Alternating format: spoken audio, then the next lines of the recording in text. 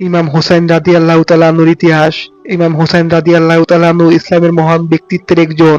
তিনি ছিলেন নবী মুহাম্মদ সাল্লাল্লাহু আলাইহি ওয়াসাল্লামের প্রিয় নাতি ও আমিরুল মুমিনিন হযরত আলী রাদিয়াল্লাহু তাআলা আনহু ও ফাতিমা রাদিয়াল্লাহু তাআলা আনহুর সুপুত্র।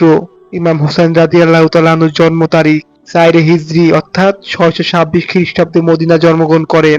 হযরত হুসাইন রাদিয়াল্লাহু তাআলা আনহুর উপাধি সাইয়্যিদুশ শুহাদা অর্থাৎ শহীদদের নেতা।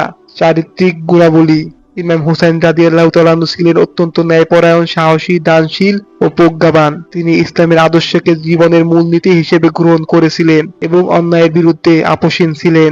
কারবালার ঘটনা 61 হিজরি 580 খ্রিস্টাব্দ।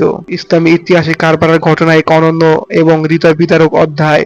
ঘটনার প্রেক্ষাপট: হযরত মুয়াবিয়া রাদিয়াল্লাহু তাআলা আনহুর মৃত্যুর পর তার পুত্র ইয়াজিদ খলিফা হয়। ইয়াজিদ ছিলেন অত্যাচারী ও ইসলামের নীতিবিরোধী শাসক। তিনি ইমাম হুসাইন রাদিয়াল্লাহু তাআলা আনহুর কাছ থেকে বাইআত আনুগত্য শপথ চাইলে ইমাম তা প্রত্যাখ্যান করেন।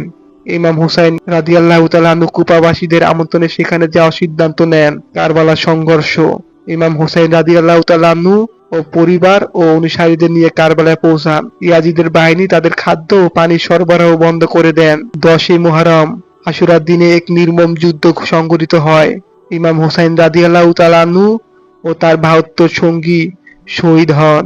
কারবালার শিক্ষা ও তাৎপর্য: সত্যের পথে অটল থাকার শিক্ষা, অন্যায় ও জুলুমের বিরুদ্ধে দাঁড়ানোর অনুপ্রেরণা, আত্মত্যাগ ও ঈমানের দৃঢ়তা উদাহরণ।